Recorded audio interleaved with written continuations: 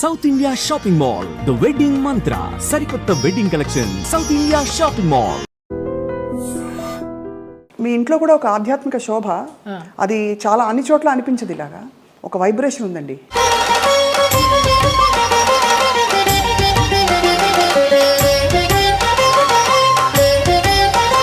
ఇంట్లోకి రాగానే ఒక దేవాలయంలోకి వచ్చిన అనుభూతి అనేసి అంటారు. మీకు నచ్చినట్టు బతికారు దాదాపుగా. కరెక్టా? అవును. సీతమ్మ ఎవరి మాట వినదని, పోగొట్టుకున్నా సంపాదించిన ఎన్ని ఒడిదుడుకులు అయినా కూడా నేను ఎవరిని బ్లేమ్ చేసేందుకు లేదు. మీ రక్షణ మీరు ఎలా చేసుకున్నారు? అండ్ మగ ప్రపంచం వచ్చి మిమ్మల్ని పలకరించలేదు, ట్రై చేయలేదంటే ఎవరు నమ్మరు. కాపాడుకున్నాను అంటే కాపాడుకోలేదనే చెప్పాలి. తలుపులు కొట్టేవారు. ఒక ఆర్టిస్ట్ అయితే నువ్వు తలుపు తీస్తావా లేకపోతే నేను ఇక్కడ ఊరేసుకొని చచ్చిపోనా అని అడిగాడు. పెద్ద ఆర్టిస్టా? పెద్ద ఆర్టిస్ట్. ఒక బంధం కోరుకున్నారా మీతో, లేక కేవలం బంధం లేదు, ఏం లేదు, బాగుండేదాన్ని. ఎలా తప్పించుకున్నారు? కొన్ని తప్పించుకున్నాను, కొన్ని తప్పించుకోలేకపోయినా.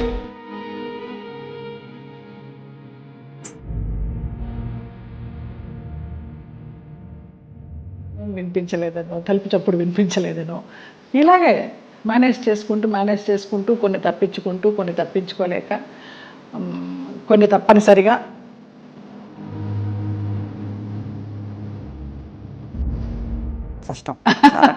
కష్టమని అనుకోలేదు. అంటే ఒకసారి పోయినా 100 సార్లు పోయినా పోయింది అంతే. నేను చెడిపోతే చెడిపోయాను, నా వాళ్ళు బాగుండాలి, నా వాళ్ళు చాలా సున్నితమైన ఒక ప్రశ్న అండి ఇది. అడగచ్చు అడగకూడదు, కానీ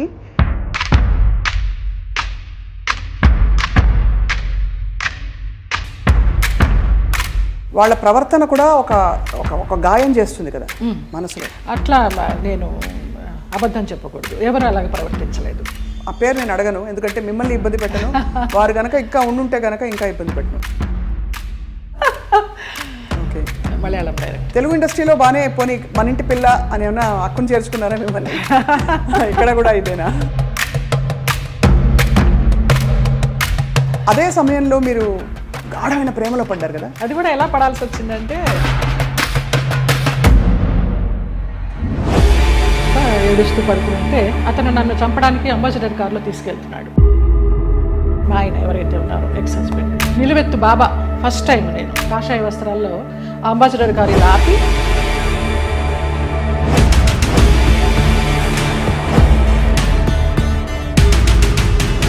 ఆ మన్నాడు పరుచూరు గోపాలకృష్ణ గారు, చలపతిరావు గారు వీళ్ళంతా మన విరుగంపాకం పోలీస్ స్టేషన్కి ఫోన్ చేసి ఇలాగ మా అమ్మాయి అప్పుడు యాక్సిడెంట్ అయ్యి పడిపోతే ఈ నడుము దగ్గర నుంచి చచ్చిపడిపోయింది అంటే, నాకు మళ్ళీ అతను లైన్లోకి వస్తే నేను నెలకి మెడిసిన్స్కి 5,000 రూపాయలు పంపించేదాన్ని. మీరు చెప్పే ఈ సంఘటనలు ఊహించుకుంటే కూడా, అంటే మీరు శరత్ బాబు గారు ఉన్నా కూడా చెప్పేదాన్నేమో, లేరు కాబట్టి ఇంకా ఫ్రాంక్గా చెప్తాను. చాలా ఫ్రాంక్గా ఫస్ట్ టైం చెప్తున్నాను నేను. మీ జీవితంలో కీలక పాత్ర పోషించిన వ్యక్తులు గుమ్మడి గారు ఒకరు. అసలు అంత లింకప్ చేయాల్సిన అవసరం ఎందుకు వచ్చింది? నా కోసం సులా అని ఒక వైన్ బాటిల్ తెప్పించేవారు రోజు 8 పెట్టి, ఇది నీకే, ఇది జయమ్మకే, వేరే ఎవరు ముట్టుకోవద్దనేసి.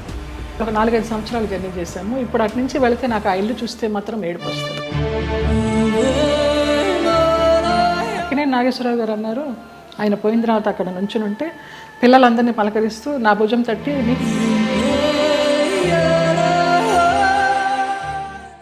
అందరికీ నమస్కారం, సాదర స్వాగతం.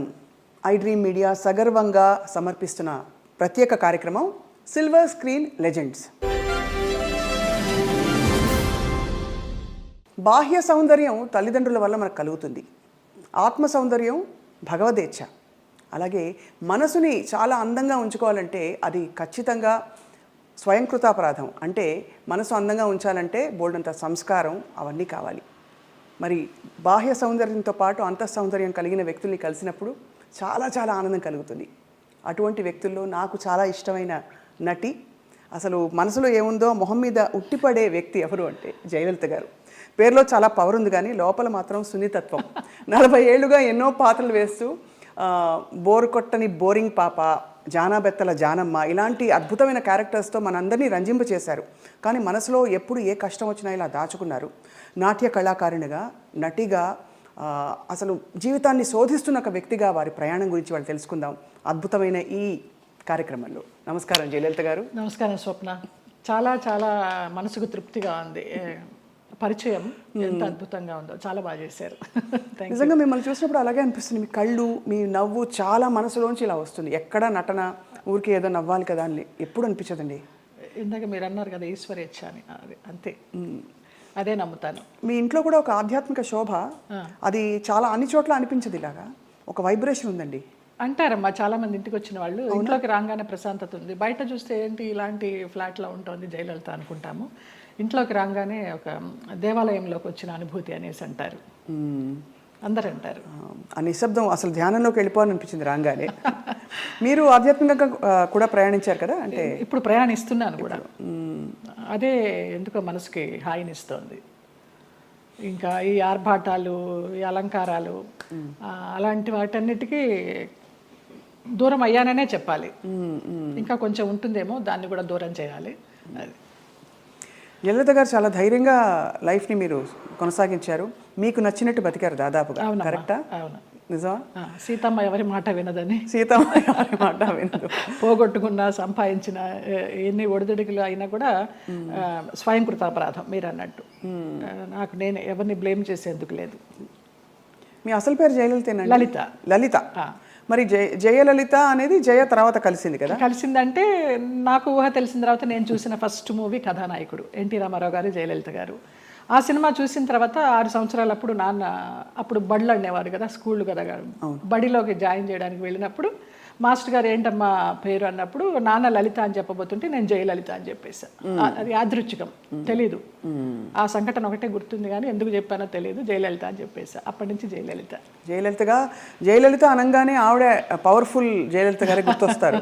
కానీ ఇక్కడ తెలుగునాట మీరు అంటే మీ ఏం చెప్పాలి, వర్చస్సు, ఒక అందం, ఒక గ్రేస్ ఏదైతే ఉందో ఆ జయలలిత గారికి ఈ జయలలిత గారికి పోలిక పడతారు.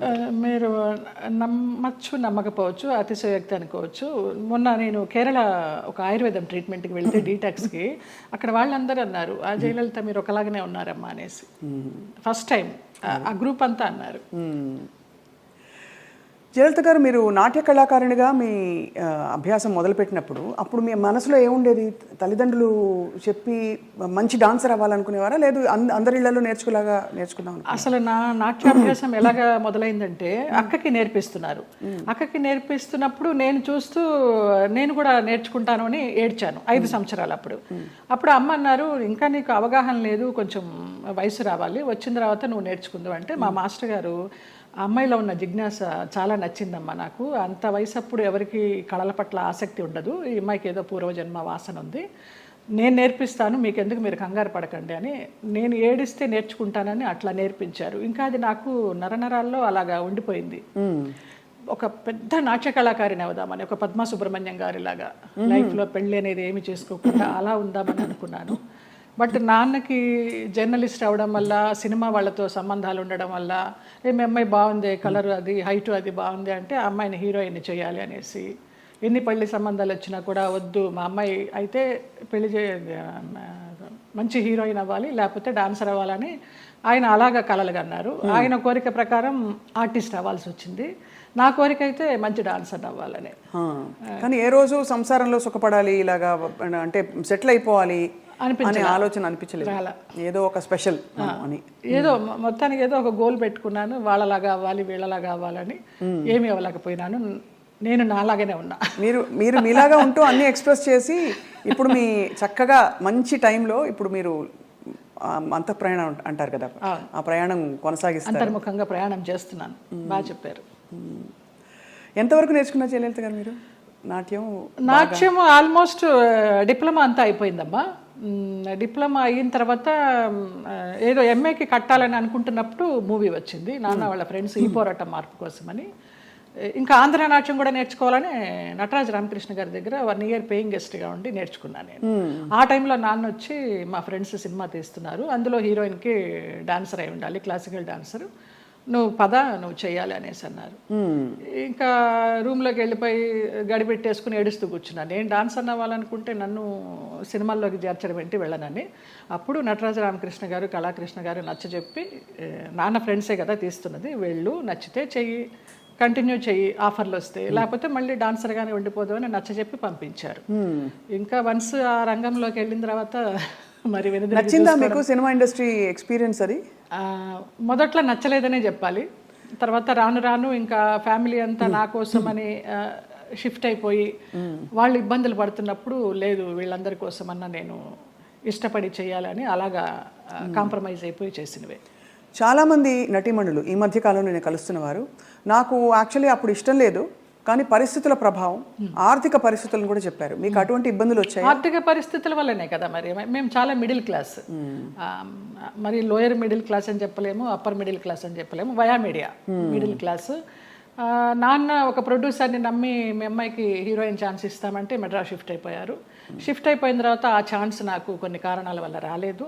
అయ్యో, రానప్పుడు ఇంకేం చేయాలి, ఇంతమందితో వచ్చిన క్యారెక్టర్స్ చేసుకుంటూ పోదామని ఒక గైడెన్స్ లేకుండా, ఒక గాడ్ ఫాదర్ అనేవారు లేకుండా ఏ క్యారెక్టర్ వస్తే ఆ క్యారెక్టర్ చేశా. ఫ్యామిలీ గెట్ ఆన్ అవ్వాలి ఫస్ట్. కానీ నిజానికి మీరు కథానాయికగానే మొదలు పెట్టారు కదా? అవును, ఈ పోరాట మార్పు కోసం కథానాయిక. అవును, బట్ ఆ తర్వాత మీరు అనేది హీరోయిన్ క్యారెక్టర్స్ రాలేదు, ఏమీ రాలేదు. ఆ సినిమా ఏదైతే వస్తుందనుకున్నానో అది పోయింది. ఆ సినిమా టైంలో ఈ పోరాట మార్పు కోసం సినిమా టైంలో సాంగ్స్ కోసం విజయ గార్డెన్స్కి వెళ్ళినప్పుడు ఆ ప్రొడ్యూసర్స్ చూడడము, హీరోయిన్ ఛాన్స్ ఇస్తామనడము, మెయిన్ క్యారెక్టర్ వాళ్ళు ఇవ్వకపోవడం, మెడ్రాస్ షిఫ్ట్ చేసి.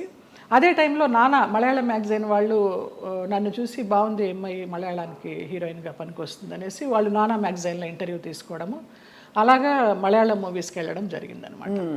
మలయాళం మూవీస్లో మరి చేస్తూ అంత మంచి ఇండస్ట్రీ కదా మలయాళం ఇండస్ట్రీ, మరి అక్కడ మీకు ఎక్కువ నిలదొక్కుని ఇప్పుడు ఎలా అయితే సూపర్ స్టార్స్ మనకు ఉంటారు అలాంటి అవకాశాలు రాక, లేకపోతే మీరు ఏదొచ్చినా పర్లేదు అని ఒక? అలా కూడా కాదు. మలయాళంలో ఫస్ట్ నేను చేసింది ఉప్పు మూవీ, ముస్లిం సబ్జెక్ట్, తల్లి కూతురు నేనే, జ్యువెల్ రోలు.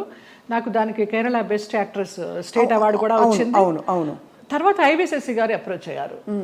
అప్రోచ్ అయితే మంచి డైరెక్టర్. అప్పుడు అంటే తెలియదు మనకి ఎలా ఉంటుంది, ఊరికే అవుట్లైన్ చెప్తారు కానివ్వండి, మంచి గ్లామర్ రోలు, కమల్ హాసన్ గారి పక్కన అనేసరికి చాలా ఆనందంగా ఉంటాం కదా. ఫస్ట్లోనే కమల్ హాసన్ గారి పక్కన ఉలగ నాయగన్ ఆయన పక్కన వచ్చింది అని. ఆ ముగ్గురు హీరోయిన్లు శోభన, గీత, నువ్వు అని చెప్పారు. ఓకే అనేసి ఒప్పేసుకున్నాను. అది కట్ చేస్తే విలన్ వైఫ్ వ్యాంపిష్. దాని తర్వాత రామానాయుడు గారు ఇంద్రుడు చంద్రుడిలో కమల్ హాసన్ గారి సెక్రటరీగా ఎవరు బాగుంటారంటే కమల్ హాసన్ గారు నన్ను రికమెండ్ చేశారు. ఆ అమ్మాయి ఎవరో చేసింది జయలలిత, చాలా బాగుంది, ఆ అమ్మాయిని పెట్టండి అని. అలాగే ఇంద్రుడు చంద్రుడిలో కూడా ఒక టైప్ ఆఫ్ వ్యాంప్. అలా కంటిన్యూ అయిపోయినాయి. కానీ శృతిలయల్లో ఒక పాంచాలి క్యారెక్టర్ కానీ, రాజశేఖర్ని మాయ చేసి అతని చేత ప్రోగ్రామ్స్ ఇప్పించి కమిషన్లు అవి తీసుకుని ఆ టచ్ ఉన్నవే వచ్చినాయి అన్నీ నాకు. ఒకలా చూస్తే దానికి ఒక ప్రత్యేక స్థానం ఉంది, అదేం తక్కువని కాదు. కానీ కాదు, అప్పట్లో కాలంలో ఎల్ విజయలక్ష్మి గారు వాళ్ళు ఎంత బాగా చేసేవారు అది. కానీ అది స్వర్ణయుగం, దానికి తగ్గట్టుగా వాళ్ళు అంత ఎలివేట్ అయ్యారు. ఇంకా కొంచెం రాను వెండి యుగాలు, ఈ రాగి యుగాలు ఇవన్నీ వచ్చేసరికి అప్పుడు వాళ్ళు డాన్సర్స్ చేసిన, వ్యాంప్ చేసిన, హీరోయిన్స్ చేశారు, అన్నీ చేశారు. ఆ డైరెక్టర్స్ అంత క్రియేటివిటీ ఉన్న డైరెక్టర్స్. ఇప్పుడు వాళ్ళు కాదని చెప్పడం లేదు, వాళ్ళు ధైర్యం చేసి అన్ని రకాల క్యారెక్టర్లు ఇచ్చేవారు ఒక ఆర్టిస్ట్కి. గిరిజ గారు మామూలుగా కమెడియన్ చేసి నాగేశ్వరరావు గారి పక్కన హీరోయిన్ చేయలేదా?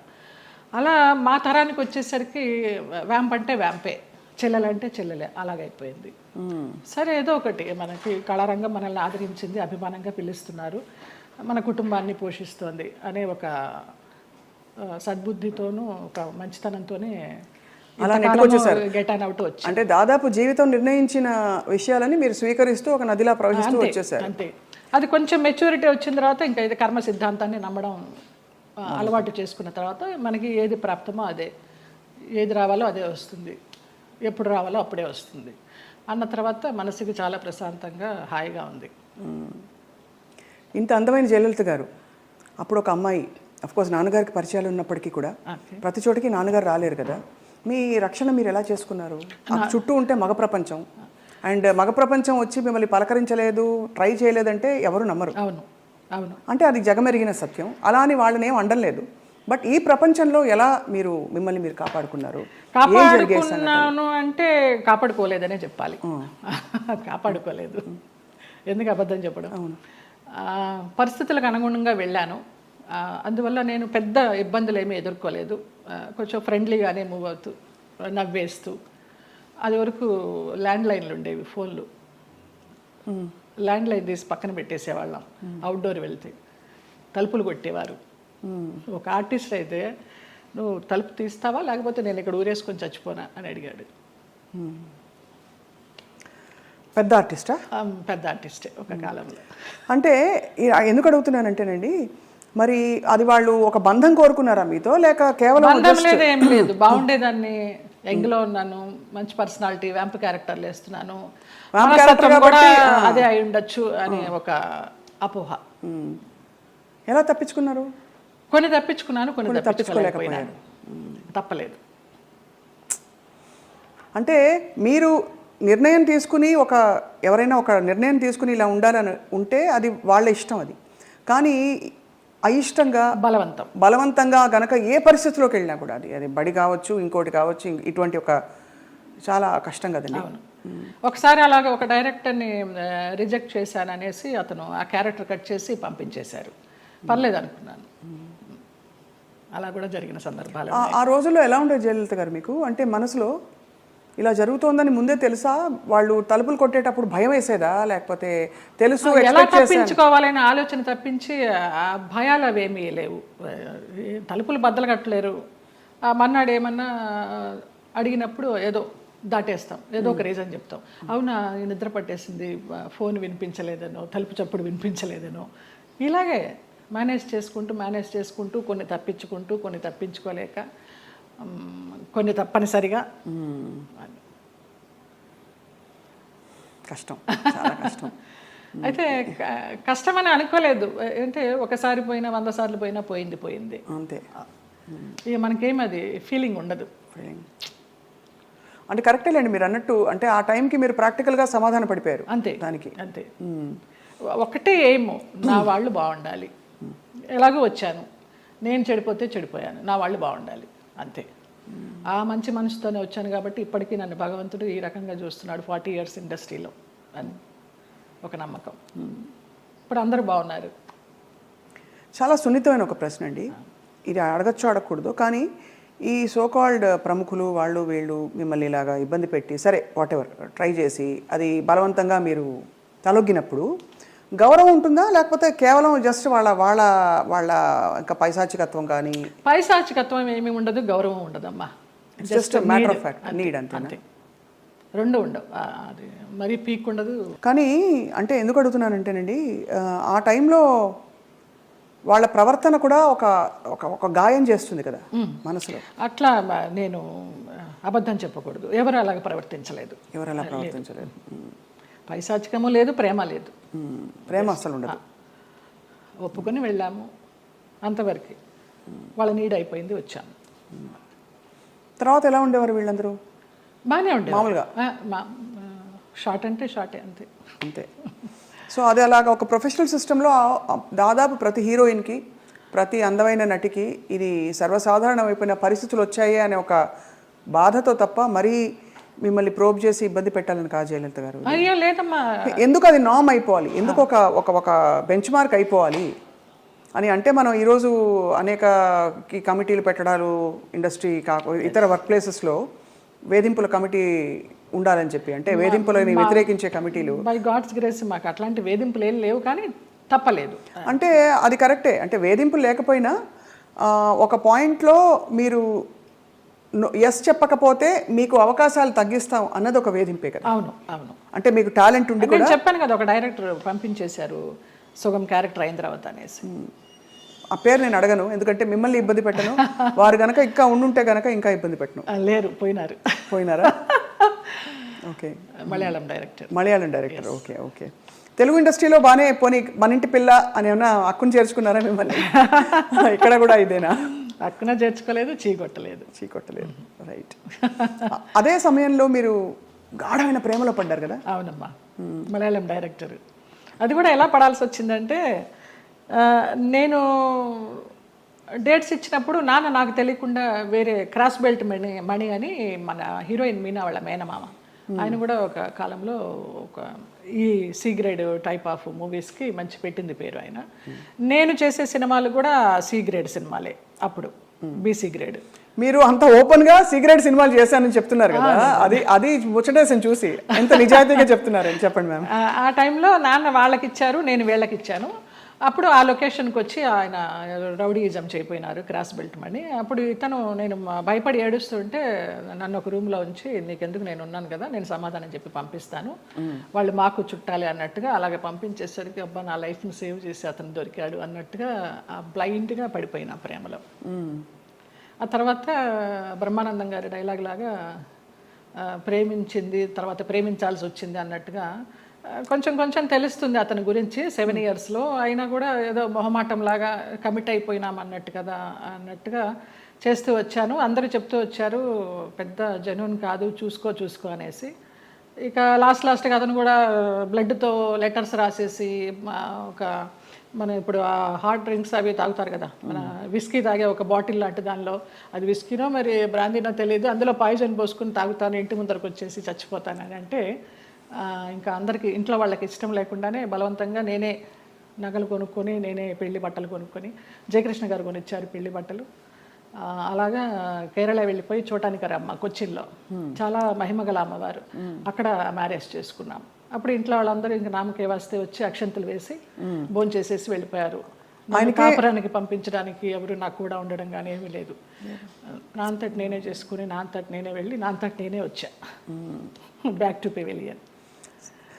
ఆ టైంలో జయలలిత గారు ఆయనకి మళ్ళీ అంటే ఆయనకి మొదటి పెళ్ళే కదా, ఆయనకి ఇద్దరికి అంటే మీకు కాలేదు, వివాహం కాలేదు, బట్ ఆయనకు కూడా ఏమి. అవును. బట్ ఏ ఇబ్బందులు వచ్చాయి మీ ఇద్దరు మధ్య? డబ్బు, వాళ్ళకి అప్పులు ఎక్కువైపోయినాయి, చాలా విపరీతమైన లావిష్నెస్ వాళ్ళకి. నేను మంచి 3 shift చేస్తూ ఉన్నాను ఆ టైంలో. నా నగలన్నీ అమ్మేసుకున్నారో తాకట్టు పెట్టుకున్నారో తెలియదు. సినిమాలకు వచ్చిన డబ్బంతా కూడా వాళ్ళే తీసుకునేవాళ్ళు, అమ్మ నాన్నకి ఇవ్వద్దనేవారు. అమ్మ నాన్న భయపడి పవర్ ఆఫ్ అటర్నిటీ రాయించుకొని నీకు బిడ్డలు పుట్టిన తర్వాత నేను నీ ఆస్తి నీకు ఇస్తామంటే, ఆ పవర్ ఆఫ్ అటర్నిటీ ఎక్కడికి వెళ్ళి సైన్ చేసావు, అది క్యాన్సిల్ చెయ్యి, బిడ్డను కానీ అంటే అతనికి తెలియకుండా నేను లేడీ డాక్టర్ దగ్గరికి వెళ్ళి నాకు బిడ్డలు వద్దు, ఒక 6 months నేను కొంచెం జాగ్రత్తగా ఉండాలనుకుంటున్నానని అతనికి తెలియకుండా నేను లేడీ డాక్టర్ దగ్గరికి వెళ్ళి ఆ పిల్స్ తీసుకొని వేసుకుంటూ ఆ బిడ్డలు రాకుండా జాగ్రత్త పడ్డా. ఇక తర్వాత 3 monthsకి గొడవలు, 6 months నుంచి కొట్టుళ్ళు, యాసిడ్లు పోస్తాను అనడాలు, గదిలో బంధించడాలు, ఇవన్నీ అయిన తర్వాత ఏడుస్తూ పడుకుని ఉంటే అతను నన్ను చంపడానికి అంబాసిడర్ కార్లో తీసుకెళ్తున్నాడు. మా ఆయన ఎవరైతే ఉన్నారో ఎక్స్ హస్బెండ్ నిలువెత్తు బాబా. ఫస్ట్ టైం నేను కాషాయ వస్త్రాల్లో అంబాసిడర్ కారు ఇలా ఆపి నేను కూర్చున్న వైపు డోర్ తీసి నన్ను గబగబగా లాక్కెళ్ళారు. ఆ మన్నాడు పరుచూరు గోపాలకృష్ణ గారు, చలపతిరావు గారు వీళ్ళంతా మన విరుగంబాకం పోలీస్ స్టేషన్కి ఫోన్ చేసి ఇలాగ మా అమ్మాయి అపాయకరమైన పరిస్థితిలో ఉంది, మీరు వెళ్ళి ఆ అమ్మాయిని బయటికి తీసుకురావాలని చెప్పి అలా ఇంటికి తీసుకొచ్చారు నన్ను. ఆ బాబా సంఘటన అలా జరగడం, ఇక్కడ పరుచూరు గోపాలకృష్ణ గారు, చలపతిరావు గారు ఇలా సహకరించడం అంత యాదృచ్ఛికం. అంటే ఎవరో ఒకళ్ళు భగవంతుడు పంపిస్తాడు అంతే, ఆయన రాడుగా నేరుగా. అంటే మనసు పెట్టి మీరు ఇష్టపడి అన్ని వదులుకుని ఎవరు లేకుండా మీరు వెళ్ళి చేసుకున్న పెద్ద స్టేట్మెంట్స్ ఇచ్చేసి కళ్యాణం వచ్చినాక ఆగదనేసి అందరూ అనేవారు దొంగోళ్ళు బట్టి ముఖంలా ఉన్నాడు, ఎలా నచ్చాడు నీకు, ఎలా నమ్మావే అనేసి. అంటే మీకు ఆ టైంలో మీరు గాయపడిన మీకు అదే ఆయనే రక్షణ ఇచ్చాడు. ఎందుకంటే అంత ముందందరూ వచ్చిన వాళ్ళందరూ మీతో మిస్బిహేవ్ చేసిన వాళ్ళు, మీకు ఇబ్బంది పెట్టి మిమ్మల్ని ఏదో ఒకటి రాబట్టారు. సో ఇతను ఏదో ఇస్తారనుకుని మీరు తప్పలేదండి. అంటే నమ్మకపోతే జీవితం ఎందుకండి? ఇంపార్టెంట్ విషయం, మీరు నమ్మి దెబ్బ తగిలినా కూడా ఆ గాయం ఎక్కువ ఇది కాకుండా భగవంతుడు వచ్చి మిమ్మల్ని కాపాడు. నిజంగా తర్వాత అతను రమ్యకృష్ణతో నీలాంబరి సినిమా చేశాడు కన్నడలో. ఇంకేదో మూవీ చేస్తున్నప్పుడు యాక్సిడెంట్ అయ్యి పడిపోతే ఈ నడుము దగ్గర నుంచి చచ్చుబడిపోతే నాకు మళ్ళీ అతను లైన్లోకి వస్తే నేను నెలకి మెడిసిన్స్కి 5,000 రూపాయలు పంపించేదాన్ని అతనికి. జాలి అవసరమా ఏమో తెలీదు, ఇంకా రుణానుబంధం ఉందనుకుంటా అనేసి. చాలా సంవత్సరాలకి అది ఒక పాప పుట్టింది అతనికి, వేరే పెళ్లి చేసుకుని. ఆ పాపకి ఇప్పుడు లేదు, నేను చాలా ఒక 4-5 years అయిపోయింది టచ్ లేకుండా. 13 సంవత్సరాలు ఎప్పుడో దాని పుట్టినరోజు అని అది ఇది అంటే ఇక్కడి నుంచి ఏమైనా పంపించేదాన్ని. ఆ పిల్ల అడిగేదంట ఎవరు పంపించారు నాన్న అని. బాబా పంపించారమ్మా అనేవాడంట. బాబాగారు భక్తులా మీరు మొదటి నుంచి? నాకు రమాప్రభమ్మ పరిచయం చేసింది బాబా గారిని ధవళేశ్వరంలో, నల్లబాబా. స్వతంత్ర భారతం అని మన నారాయణమూర్తి గారి సినిమాకి వెళ్ళినప్పుడు ఎందుకో గ్యాప్ వచ్చింది, నీకు ఒక బాబాని చూపిస్తారా అనేసి తీసుకెళ్లారు ధవళేశ్వరం. అప్పుడు చూడడమే, ఆవిడే పరిచయం చేసింది. తర్వాత ఈ పెళ్ళి విడిపోతాను అన్నప్పుడు ఈ ఇన్సిడెంట్. తర్వాత ఇంటికి వచ్చి వారం రోజులు తర్వాత పడుకుని ఏడుస్తుంటే ఏంటి ఇలాగైపోయింది, బాగుంటాను అనుకున్నాను పెళ్లి చేసుకుని అని ఏడుస్తున్నప్పుడు ధవళ వస్త్రాల్లో నేను ఇలా పడుకుని ఏడుస్తుంటే నా పక్కన కూర్చుని ఆయన ఈ మడికాలు వేసుకొని ఇలాగా చేయి పెడితే నాకు కరెంట్ షాక్ కొట్టినట్టు అయిపోయింది. ఏం పర్లేదు నేను ఉన్నాను ఏడవకనేసి. ఆ 2 సార్లే కనిపించారు. తర్వాత 4 హారతులు చేసేదాన్ని ఇంట్లో, ఇంకెప్పుడు కనిపించలేదు నాకు ఆయన. కానీ మీరు చెప్పే ఈ సంఘటనలు ఊహించుకుంటే కూడా అంటే ఇంకా ఏమనాలో మాటలు రావట్లేదు. బాబా గారు వచ్చి పక్కన కూర్చుని ఆ అనుభూతి మీకు కలగడం, నేను చాలా ఫీల్ అయినా. మా స్పర్శ ఒక ఏంటో అంటారు కదా 1000 ఓట్ల కరెంట్ షాక్ కొట్టినట్టు అనేసి, అలా ఒక ఆరాలాగా వచ్చేసింది 2 సార్లు. బాబా గారి కోసం ఒక పాట పాడరా, ఒక 2 లైన్లు. ఇక్కడే ఉన్నారు బాబా గారు అనిపించే అంత అద్భుతంగా చెప్పారు మీరు. నువ్వు లేక నాధలం బ్రతుకంతాయోమయం, నువ్వు లేక నాధలం బ్రతుకంతాయోమయం, బాబా ఓ బాబా, ఇక నీ పరీక్షకు మేము పలేము, ఇటులీ నిరీక్షణ మేము పలేము, నువ్వు లేక నాధలం బ్రతుకంతాయోమయం, బాబా ఓ బాబా. ఎంత ముద్దుగా బుజ్జి తల్లిలా పాడారు. నాకు అది బ్రహ్మానందం గారు ఇచ్చారు ఆ బాబా. ఓ ఈ బాబా గారు, బాబా డివోటీవ్ కదా అనేసి వాళ్ళ మేనేజర్ చేత ఇచ్చి పంపించారు. ఆయన అసలు ఒక అద్భుతం, ఆయనే ఒక అద్భుతం బ్రహ్మానందం గారు. తిరిగి వచ్చిన తర్వాత మరి పుట్టింటి వాళ్ళు ఏమన్నారు? ముందే చెప్పాం కదా, సంతోషపడ్డారు, వచ్చేసారని. మా అమ్మాయి మాకు వచ్చేసింది, మా సంపాదన మాకుంది అనేసి. కానీ ఒకటండి, మీరు ఏ మాట కా మాట ఓపెన్గా మాట్లాడుకుంటున్నాం కాబట్టి, పుట్టింటి వాళ్ళు కావచ్చు అత్తింటి వాళ్ళు కావచ్చు మిమ్మల్ని ఒక ఏటీఎం మెషిన్లో చూసారని అనిపిస్తుంది. అంతే. దానికోసం మీరు నలిగిపోయి, మీరు లోపల ఇదైపోయి వెళ్ళి, అప్పుడు నలగడాలు కూడా మనకి తెలియదు, అంత జ్ఞానం కూడా లేదు కాబట్టి మీకు సంతోషం. అంటే ఇగ్నోరెన్స్ ఇస్ బ్లిస్ అంటారు ఇంగ్లీష్లో. అదే ఏమో, అది నేను తెలుగు మీడియం, ఇంగ్లీష్ కూడా పెద్దగా రాదు, బిఏ తెలుగు మీడియం. అంటే సింపుల్గా చెప్పాలంటే ఎవరి పిచ్చి వారికి రక్షణ, ఆనందం కాకపోయినా మీకు తెలియనితనమే మీకు మళ్ళీ కాపాడింది. ఆ తర్వాత మళ్ళీ ఇప్పుడు సినిమాలు వరుసగా పరుచూరు గోపాలకృష్ణ గారు, ఎంత చలపతిరావు గారు మీకు చేసిన, వాళ్ళే నిలబెట్టారమ్మా. తర్వాత రామానాయుడు గారు వాళ్ళంతా వాళ్ళే నిలబెట్టారు. కాకపోతే అప్పుడు ఉన్నంత ఇది డిమాండ్ లేకుండా ఉండే. ఒకసారి పెళ్లి చేసేసుకుని వెళ్ళిపోయి మళ్ళీ వచ్చి నా క్యారెక్టర్లన్నీ అప్పుడు సనా చేసేది ఆ గ్యాప్లో. ఆ తర్వాత అలా వస్తూ వచ్చినాయి, కానీ ముందరంత ఆ 90s ఉన్నంత డిమాండ్ లేదు. అంటే ఇది మరీ ఎక్కువ మొన్ననే, అంటే ఒక 20-25 ఏళ్ళ అంటే 92 సెప్టెంబర్ 3 మ్యారేజ్ చేసుకున్నాను. 93 సెప్టెంబర్ 3 1 ఇయర్ మ్యారేజ్ డే రాకుండానే విడిపోయాం మ్యూచువల్ అండర్స్టాండ్ మీద. తర్వాత ఏమి ఇబ్బంది పెట్టలేదా మిమ్మల్ని? ఏం లేదమ్మా అసలు. ఇంకేముంది, అన్ని తీసేసుకున్నారు కదా, ఇంకేముంది ఇబ్బంది పెట్టడానికి. డబ్బులు తీసేసుకున్నారండి? తీసుకున్నారు, చాలా చాలా ఖర్చు. అప్పుల వాళ్ళు వచ్చేవాళ్ళు, ఈయనేమో చనిపోతానని వెళ్ళేవాడు, అమ్మ భర్త సుమంగళితనం పోతుంది ఎలాగనేసి చెక్ మీద సంతకం చేసి ఇచ్చేస్తూ ఉండేదాన్ని. ఎంత కోల్పోయారు జయలలిత గారు? పోయింటాయమ్మా, ఒక 50 సావరెన్స్ గోల్డ్ లాగా పోయి ఉంటుంది, ఒక 25 lakhs క్యాష్ పోయి ఉంటుంది. సో దాదాపు ఆ రోజుల్లో చాలా ఎక్కువ కదా అది. 90sలో 2-3 కోట్లు అనుకోండి ఈ రోజులు ఈజీగా. ఆ లెక్క కూడా తెలియదు మనకి. అంటే కానీ అదే బాధ చాలా. మీరు మీకోసం ఇష్టంగా ఎప్పుడైనా ఏదైనా కొనుక్కున్నారా? ఒక ఇల్లు, ఒక కారు, ఒక నగలో? అట్లా మేము నగలు ఇష్టం. నేను కొనుక్కున్నప్పుడల్లా అమ్మ అడిగేది నాకు కూడా ఆ నగ కావాలి అనేసి. నేను ఏదైనా చీర కొనుక్కుంటే నాకు ఆ చీర కావాలని అడిగేది. ఒకప్పుడు నగలు చీరలు ఇష్టము. ఈ కార్లు ఇళ్ళు అంటారా నాకు తెలియదు. ప్రాపర్టీలు చేర్చుకోవడము, కొంచెం డబ్బు ఉంటే దాచుకోవడము, ఏదైనా కొనడము, అది పెరుగుతుంది అనుకోవడము, ఆ బిజినెస్ మైండ్ లేదు. అదే ఉంటే కనుక మరి ఇంత మీరు అన్ని పోగొట్టుకుంటారా చెప్పండి? అందరూ అనేవారు ఏదైనా స్థలం కొని పడేయమ్మా అని, వినేదాన్ని కాదు. అదే ఇల్లు, పెళ్ళి, పిల్లలు అన్ని ప్రాప్తంలో ఉండాలంటారు, అవి లేవు. చాలా దారుణం అండి. మీకు മലയാളം അറിയുമോ? അറിയും, നന്നായിട്ട് അറിയും. നന്നായിട്ട് 25 പടം అభినయించుండు మలయాళത്തിൽ. అంతే కదా, అంత పెళ్లి చేసుకున్నవాడు మలయాళి. అవును, తిట్టేదాన్ని మలయాళంలో. అవునా? పట్టి గొడవలు నాకు అదొకటి తెలుసు, పట్టి పట్టి కళూరుండ మోనే గాడిద. మలయాళ వంటలు కూడా వచ్చా జయలలిత గారు మీకు? అసలు నాకు మన తెలుగు వంటే రాదు, స్టవ్ అంటించడమే రాదు. ఓలన్ ఓలన్ ఓలన్ అంటే కాలన్ కాలన్ പച്ചടി കിച്ചടി എരിശ്ശേരി ഒന്നും അറിഞ്ഞൂടാ. അറിഞ്ഞൂടാ? ഒന്നും അറിഞ്ഞൂടാ. కాఫీ టీ పోలే അറിഞ്ഞൂടാ. ఇప్పుడు అసలు మీకు వంట రాదా? అసలు స్టవ్ అంటించడం రాదు తల్లి. ఎంత ముద్దుగా చెప్పారండి. ఎలా మరి మరికి ఎవరు చేసి పెడతారు? మా మేనమామ కొడుకు వాడు, నలభీమ పాకం వాడే అండి. మార్నింగ్ అక్కడ సోఫాలో కూర్చున్నానంటే నైట్ డిన్నర్ వరకు అన్నీ అక్కడికే వస్తాయి. అవ్వా, క్వీన్ అనమాట అంతే. పోతే పోనీ దునియా గోలీ మారు దునియాకు అంతే. ఒక సన్యాసి జీవితం, ఒక మహారాణి జీవితం అన్నీ. అయితే అప్పుడు మళ్ళీ మీరు పుంజుకుని తిరిగి వచ్చాక ఎవరు చెప్పేవారు మీకు మంచి చెడు ఇంత గాయం అయి తిరిగి వచ్చారు, రెమ్యూనరేషన్ ఎంత అడగాలి, రోల్ ఒప్పుకోవాలా వద్దా, రోల్ కట్ చేసేస్తే అడగాలా వద్దా, మీకు ఇవ్వవలసిన సౌకర్యాలు సెట్లో మీకు ఏదో ఇలాంటివి ఇస్తున్నారు, ఫ్లైట్ ఇస్తానని ఇవ్వలేదు, ట్రైన్ ఇచ్చారు, ఈ అడ్జస్ట్ అవ్వాలా లేదా, ఈ మంచి చెడులు ఎలా తెలిసేవి మీకు?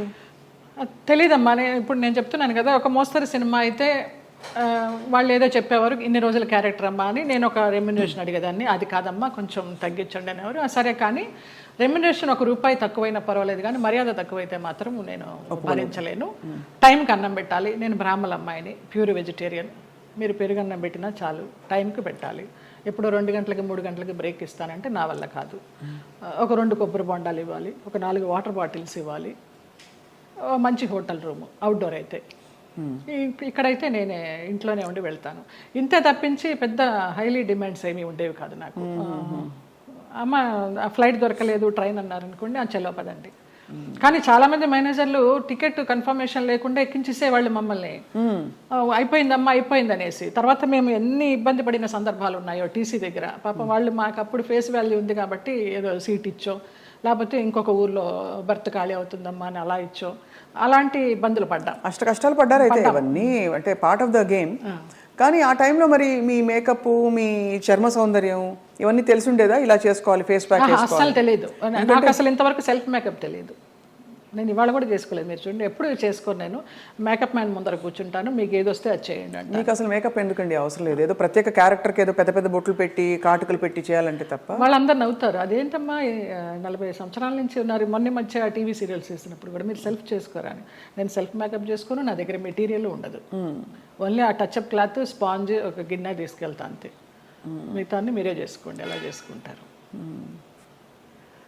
మరి ఆ టైంలోనే కదా మీకు వచ్చిన బోర్ కొట్టని, బోరింగ్ పాప, ఇవన్నీ ఎప్పుడు వచ్చాయి? ఏ టైంలో వచ్చాయి? లారీ డ్రైవర్ బాలయ్య బాబుతో చేసినప్పుడు జస్ట్ ఒక సీన్, ఒక సాంగ్, ఒక ఇమాజినేషన్ సాంగ్, డ్రీమ్ సాంగ్, దాంతో బోరింగ్ పాప అని వచ్చేసింది. జనాల్లోకి బాగా వెళ్ళిపోయింది ఆ క్యారెక్టర్. అవును, చిన్న క్యారెక్టర్ అయినా కూడా. అలాగే ఏప్రిల్ 1 విడుదల భాగ్యం క్యారెక్టర్ కూడా అలాగే వెళ్ళింది. అద్భుతమైన వంశీ గారి సినిమాలు అసలు ఓ రేంజ్.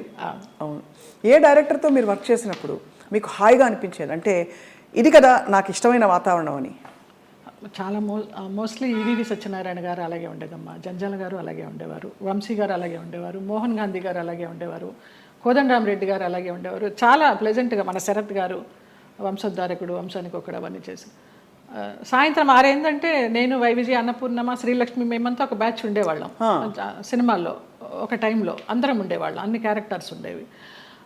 ప్యాకప్ ఎప్పుడు అంటే ఆ శరత్ గారు విసుకొని దుబ్బేయండి అనేవారు.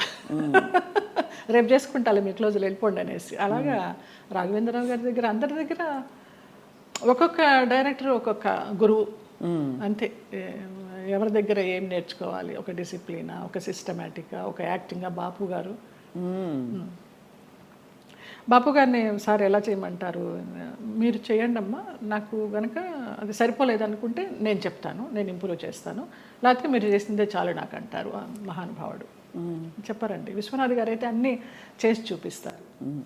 విశ్వనాథ్ గారితో చేసిన సినిమాలు నేను శృతిలయలు, అవునవును, స్వయం కృషి లాస్ట్లో, చిరంజీవి గారికి చరణ్ రాజ్కి ఫైట్ అప్పుడు స్వయం కృషిలో మంచి వెన్నెల ఇప్పుడు మగువ మనకు పంచబాణుని కేళి బాగుగా గూడుండ మగువా మగువా ఆ సాంగ్. బట్ మంచి సాంగ్. శేషు మాస్టర్ గారు కొరియోగ్రాఫరు. చిరంజీవి గారు ఫైట్ చూస్తారు కానీ జయలలిత సాంగ్ ఎవరు చూస్తారు అక్కడ? అలాగా ఆ క్లాసికల్ సాంగ్ అలాగ అయిపోయిందనమాట. స్వరాభిషేకం శ్రీకాంత్ గారు ఆయన అన్నదమ్ములుగా చేసింది, అది చేశాను ఏవిఎస్ గారి భార్యగా. మంచి క్యారెక్టర్స్ పడ్డాయి యాక్చువల్లీ, గుర్తుండిపోయే క్యారెక్టర్స్. జంజాల గారిది చంటబ్బాయి, విచిత్ర ప్రేమ, పెళ్లి గోల, ఓహనా పెళ్ళంట.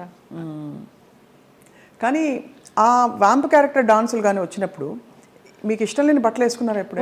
అన్నీ పొట్టి పొట్టి బట్టలు వేసేసుకుని నుంచునే వాళ్ళము. మేకప్ మ్యాన్లు స్టాకిన్స్ ఉండేవి కదా అప్పుడు మాకు, మొత్తం గోడకి సున్నం కొట్టినట్టే కొట్టేవారు. ఇలా ఉన్నా కూడా కొంచెం ఎక్కడెక్కడ ప్యాచెస్ ఉన్నాయో, మోకాలు అవి ప్యాచెస్ ఉన్నాయని మొత్తం పెయింట్ కూడా అలా నుంచునే వాళ్ళం బొమ్మలాగా.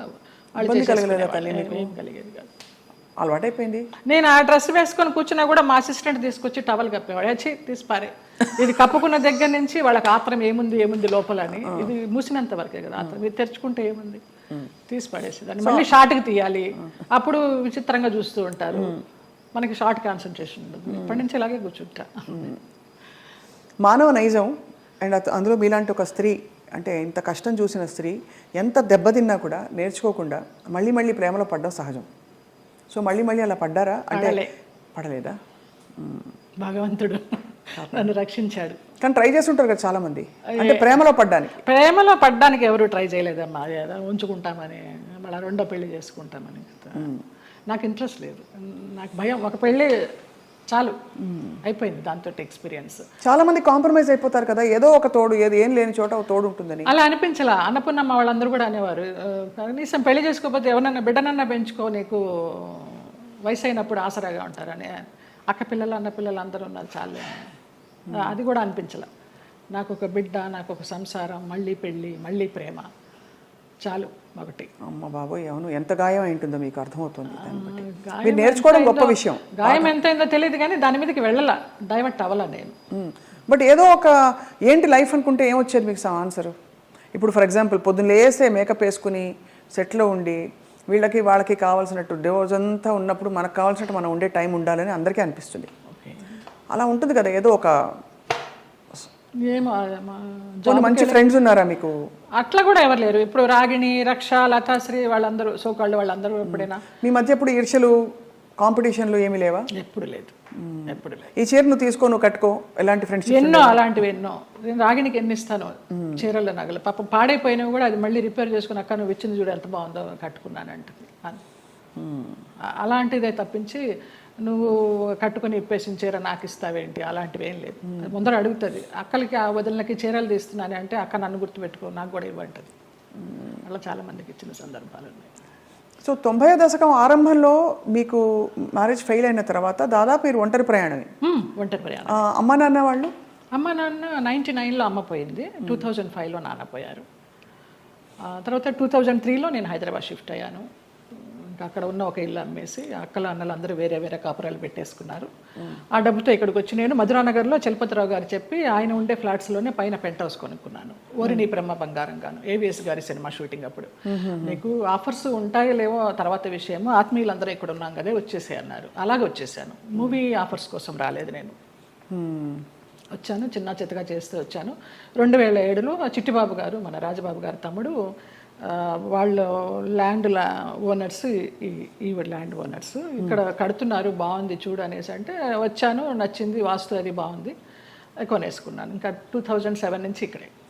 చాలా అద్భుతంగా మెయింటైన్ చేస్తున్నారు మీరు. అంటే ఎక్కడ కూడా ఇది పాత అపార్ట్మెంట్ కొత్త అపార్ట్మెంట్ లాగే అనిపిస్తుంది, మోడల్ అండ్ అలాగే ఇంటీరియర్స్ చేయించడం. ఇంటీరియర్స్ అంతా మీ టేస్టేనా? అబ్బాయి నాకు అసలు టేస్ట్ అనేదే లేదు. అయ్యో, అంత గుడ్డెద్దు చేయలో పడ్డట్టేనమ్మా. ఏదో చేసుకుంటాము, అందరూ వచ్చి బాగుంది అంటారు. దానికోసం టైం వెచ్చించి ఇది చేస్తే ఎలా ఉంటుంది, ఇది చేస్తే ఎలా ఉంటుంది, ఆ థాట్ లేదు, ఆ ఓపిక లేదు. సో అలా మరి జీవితం అలా నడుస్తూ మీరు వచ్చారు. మధ్యలో మీరు శరత్ బాబు గారు ఒక అది మనసు బంధం అని చెప్పచ్చా? మనసు బంధమే. నేను బాగా అనుకున్నాను, ఆయన కొంచెం అనుకుని వదిలేశారు. ఇప్పుడు ఆయన ఉన్నా కూడా చెప్పేదాన్నేమో, లేరు కాబట్టి ఇంకా ఫ్రాంక్గా చెప్తాను. ఆయనతోనే యాత్రలన్నీ చేశాను. మహానుభావుడు, దేవుడు నాకు ఒక గైడ్ని పంపించాడు అనుకున్నాను. లేకపోతే నేను అన్ని యాత్రలు మంచి చేసి వ్యక్తి అండి చాలా. చాలా మంచి వ్యక్తి, అందులో ఏమీ సందేహం లేదు. ఒకరు రూపాయి తినరు, ఒకరికి పెట్టరు. ఆయన ఫ్యామిలీ వరకు ఆయన చూసుకుంటారు కానివ్వండి, అది లేదు, ఆ గుణం లేదు. ఆ టైంలో మిమ్మల్ని వివాహం చేసుకునే టైంలో కొంతమంది ఇండస్ట్రీ ప్రముఖులే ఆపారు ఆయన్ని, లేకపోతే మీ అవును తెలుసు, పెళ్ళయి సెటిల్ అయ్యేవారు కూడా అన్నారు అంట. నిజం. చాలా ఆలోచనలు చేశాము, ఒక బిడ్డను కూడా కందామని ఆలోచన చేశాము, దానికి అన్ని ప్లానింగ్స్ వేసుకున్నాము. తర్వాత ఆయన ఆలోచిస్తూ ఉంటారు, సంవత్సరాల తరబడి ఆలోచిస్తూ ఉంటారు. ఒక విషయం చెప్తే ఒక 100 రకాలుగా ఆలోచించి, లలిత ఇలా వద్దేమో అలా వద్దేమో, మనం ఎవరినన్నా కానీ వాళ్ళు మన ఇద్దరం పోయామనుకో అమ్మాయిని ఆస్తి కోసం ఏమన్నా చేస్తారేమో, ఇలాగంతా కూడా చెప్పేవారు. నేను చాలా ఫ్రాంక్గా ఫస్ట్ టైం చెప్తున్నాను, నేను వాళ్ళ ఫ్యామిలీ మెంబర్స్ నేనేమి లెక్క చేసేది లేదు. వాళ్ళ ఫ్యామిలీ మెంబర్స్లో ఒక తమ్ముడు నాతో చాలా క్లోజ్గా ఉంటాడు, ఒక తమ్ముడు ఫ్యామిలీ. ఇప్పుడు కూడా వారి అబ్బాయి మీతో టచ్లో ఉన్నారు ఉన్నాడు అని అంటారు. అంటే పిల్లలాగానే ఎక్కడ మిమ్మల్ని ఒక శత్రువుగా చూడలేదు కుటుంబానికి? లేదు లేదు, కుటుంబానికంటే వారి కుటుంబానికి. వారి కుటుంబంలో ఎవరికి నేను పెద్ద తెలీదు, మా మధ్య ఏం జరిగిందని కూడా ఎవరికి తెలియదు. ఈ తమ్ముడు గారి ఫ్యామిలీకి తప్పించి వాళ్ళకు కూడా అంతంతే పైపైనే, నాకు ఆయనకి పరిచయం ఉందనే తప్పించి కొంచెం డీప్గా వెళ్ళామనేది తెలియదు. మీరు రమాప్రభ గారితో చాలా క్లోజ్ కదా ఒక టైంలో. రమాప్రభ గారు శరత్బాబు గారిని చాలా విమర్శించేవారు, చాలా ఇంటర్వ్యూలో బహిరంగంగా తిట్టారు. ఎందుకు మీ దృష్టిలో ఎందుకు ఇంత మంచి వ్యక్తి అని మీరు చెప్తున్నారు? మీ మనసుతో చూస్తే అవును కదా కరెక్ట్ అనిపిస్తుంది, ఎందుకంటే మీరు ఎవరిని అసలు మిమ్మల్ని హాని చేసిన వాళ్ళనే మీరు జడ్జి చేయని వ్యక్తి. అలాంటిది అసలు అంటే మనం ఒకవైపునే విని చెప్పలేము కదా, మరి జడ్జ్ చేయలేము కదా. మరి అప్పుడు వాళ్ళిద్దరు కలిసి ఉన్న పరిస్థితుల్లో ఏం జరిగిందో అది నేను కూడా చెప్పలేను. కానీ నా వరకు ఆయన చాలా మంచి వ్యక్తి, చాలా మంచి వ్యక్తి. ఏ విషయంలో మీకు నమ్మకం కలిగింది? ఫర్ ఎగ్జాంపుల్, అంటే మీరు చూసిన అనుభవాల్ని బట్టి మనని ఇతను హింసించడు, మన డబ్బులు తీసుకోడు, లేదు వేరే విధంగా వేధించడు, కంట్రోల్ చేయడు, ఇలా రకరకాల కేటగిరీల్లో మనం తిన్న దెబ్బల్ని బట్టి ఆ విషయంలో మనకు నమ్మకం కలుగుతుంది. ఏ విషయంలో మీకు ఒక భరోసా కలిగింది ఆయన? నాకు తెలియదు, నా అంతటి నేనే మామూలుగా బావా బావా అని పిలిచేదాన్ని, వెళ్ళేదాన్ని. రమాప్రభ గారి కోసం అక్కకి ఏమన్నా చేయండి బావా అనేదాన్ని. అక్కకి చాలా చేశానమ్మా, ఇంకా నేను చేయాల్సింది ఏమీ లేదు అనేసి అనేవారు. అలాగా నేను ఈ గుళ్ళు వెళ్తాను, ఆ గుళ్ళు వెళ్తాను, ఈ పురాణాలు చదువుతానంటే ఆయన దగ్గర కూర్చుంటే గంటలు గంటలు అలాగా టైం పాస్ అయిపోయేది. అప్పుడు నేను ఒక ఆడదాన్ని అనే అభ్యంతరం లేకపోతే మీ వెంట తీసుకెళ్ళడానికి, మీరు యాత్రలకు వెళ్ళినప్పుడు నాకు చెప్పండి బావా నేను వస్తాను అనేదాన్ని. అలాగా మా యాత్ర సాగిందనమాట. అట్లా ఇంకా ఆయన లలిత లలిత అని పిలవడము, క్లోజ్ అయినామని చెప్పాలి. దాదాపు మీకు అంటే గృహస్థాశ్రమం లేకపోయినా వానప్రస్థాశ్రమం లాంటిది తొందరగా ఫాస్ట్ ఫార్వర్డ్ మోడ్లో కర్మలు అయిపోతాయి చూడండి. ఇప్పుడు మనం అనుభవించడానికి వచ్చిన కర్మలు అయిపోవాలంటారు కదా, అలా మీకు ఏదో రాసి పెట్టినట్టు మీరు దాన్ని అటాచ్ అయ్యారు, మళ్ళీ డిటాచ్ అయిపోయారు. అవును, ఆయన ఒక విషయంలో బాధపడుతున్నప్పుడు చిట్టిబాబు గారు వాళ్ళే చెప్పారు, పోనీలే నీకు భగవంతుడు ఆయన్ని గైడ్ కింద పంపించాడు నువ్వు యాత్రలు చేయడానికి. ఆయన పోయినప్పుడు బాధపడితే మంచి వ్యక్తి వెళ్ళిపోయారు అనేసి అన్నారు. ఇంకా అప్పటితో ఆ ఆలోచన కూడా లేదు. ఇంకా వెళ్ళాను, హాస్పిటల్కి వెళ్ళేదాన్ని, చూసేదాన్ని, అసలు మన సృహలోనే లేరు. లాస్ట్ ఇయర్ February 14th నాడు, వ్యాలంటైన్స్ డే నాడు హాస్పిటలైజ్డ్ అయిన మనిషి May 21st నాడు పోయినారు. చూడలేకపోయారు కదా? చూడలేకపోయిన వాళ్ళం. బావా బావా అని పిలిచేదాన్ని, అయ్యప్ప అని పిలిచేదాన్ని ఆయన్ని. ఆయన ఆధ్వర్యంలో ఇరుముడి కట్టుకుని నేను మండలం రోజులు అయ్యప్ప దీక్ష చేసి అయ్యప్పకే వెళ్ళాను. ఆయనతో వెళ్ళాలనుకున్నాను కానీ వెళ్ళలేకపోయినాను, నేను విడిగా వెళ్ళాను. అప్పుడు నేను ఇరుముడి కట్టుకునేటప్పుడు ఆయనే చెప్పారు నాకు మంత్రాలన్నీ. అట్లా అయ్యప్ప అని నా ఫోన్లో కూడా తత్వమసి అని ఫీడ్ అయి ఉంటుంది ఆయన పేరు, అయ్యప్ప తత్వమసి. అంటే ఎంత మీరు మనసులో ఆయనకి చాలా చాలా ఆరాధించాను, ఆయనకి సేవ చేసుకుంటూ అలా ఉండిపోవాలనుకున్నాను. బట్ భగవంతుడు పడనిలా, లేదు రుణం లేదు. అది అంతేనండి బంధాలు, బంధాలు అంతేనా? మరి అంతే అనుకోవాలి. రుణం ఉన్నంత వరకు మనం కలిసి ఉంటాం, తర్వాత అంతే. కూడబెట్టిన పుట్టిన వాళ్ళు మన బిడ్డలే. అలాంటప్పుడు ఇంకా బయట నుంచి ఎక్కడో వచ్చిన వాళ్ళు ఆ రుణం ఉన్నంత వరకే ఉంటారు. అది రుణాన్ని బంధ రూపేణ పశుపత్ని సుతాలయ. సో మరి ఉన్నంతకాలం కష్టపడి ఉంటే దాన్ని ఎలా చూడాలి? రుణం ఉంది కాబట్టి నాకు కష్టాలు పెట్టాడు, కష్టాలు పడదాం అనుకోవాలా? లేకపోతే అంతే పడాలి. కష్టాలని భరించే శక్తిని ఇవ్వమని కోరుకుంటా నేను. నువ్వు కష్టాలను ఇచ్చావు, భరించే శక్తి నువ్వు, అదే కోరుకుంటా ఎప్పుడు. మరి ఎప్పుడు ఇది సరికాదు, సవ్యం కాదని ఇప్పుడు చాలామంది ఆడపిల్లలు, మీకు అయిన ఎక్స్పీరియన్స్, మీ పెళ్లిలో 6 నెలలలో ఒక హింస, ఒక ఎక్స్‌ప్లాయిటేషన్ ఉంది, బయటకు వచ్చేయాలని ఆలోచించిన పరిస్థితుల్లో ఎప్పుడు బయటికి రావాలనే స్ఫురణ ఎలా కలుగుతుంది? బికాజ్ భరిస్తాం, సర్దుకుంటాయన్న హోప్ ఉంటుంది. ఆ స్ఫురణ ఏం చెప్పిన మాట వినాలని మీ గైడెన్స్ అడుగుతున్నా. మీరు డైరెక్ట్గా పడ్డ వ్యక్తి కాబట్టి మీకు అర్థమైంది కదా ప్రశ్న. అది మన రాతలో ఉంటుంది, ఏదో అదృశ్యవాణి చెప్తుంది మనకి, భరించావు చాలు, ఇంకా ఇది చెయ్యి అని గైడెన్స్ వచ్చేస్తుంది అని. నాకు బ్లైండ్గా వెళ్తాను నేను అంతే. అంతే, అంత డీప్గా వెళ్ళి నాలెడ్జబుల్గా చెప్పాలంటే నాకు తెలియదు, కానీ అనిపిస్తుంది, మనకే అనిపిస్తుంది ఇంకా ఆ టైం అయిపోతుందని అనిపించినప్పుడు అది ఆటోమేటిక్గా వస్తుందని నేను అనుకుంటున్నాను. ఎంత ఇవాల్వ్ అయ్యారు మీరు స్పిరిచువల్గా, ఎన్ని కష్టాలు పడినా కూడా ఎంత పరిణితి తెచ్చుకున్నారు మీరు అంటే జీవిత ప్రయాణంలో. నేను కేరళ డీటాక్స్కి వెళ్ళినప్పుడు కూడా 14 days ఒంటరిగా ఉన్నాను. అప్పుడు నా లైఫ్ స్టైల్ మారిపోయిందమ్మా, మైండ్ సెట్ కానీ లైఫ్ స్టైల్ కానీ. ఎంత భయస్థురాల్లో నేను, చిన్న విషయానికి భయపడిపోతే, ఎక్కడన్నా నొప్పి వస్తే, ఇక్కడ నొప్పి వస్తే బ్రెస్ట్ క్యాన్సర్ ఏమో, ఇక్కడ నొప్పి వస్తే అపెండిసైటిస్ ఏమో అని అస్సలు లేదు. ముక్తినాథ్ నడిచి దిగాను -degreesలో మొన్న. అవునా? మొన్న రీసెంట్గా 4 days అవ్వలేదు. ఆ ముక్తినాథ్ ఒక ఇన్సిడెంట్ చెప్పాలి స్వప్న. ఒక ఆవిడ కటక్ నుంచి వచ్చారు, జ్యోత్స్నారావు అనేసి, ఒరిస్సా ఆవిడ కాదులే, ఒరిస్సాలో జాబ్ చేసేవారు, కాకినాడ ఆవిడ, బ్రాహ్మణ ఆవిడ.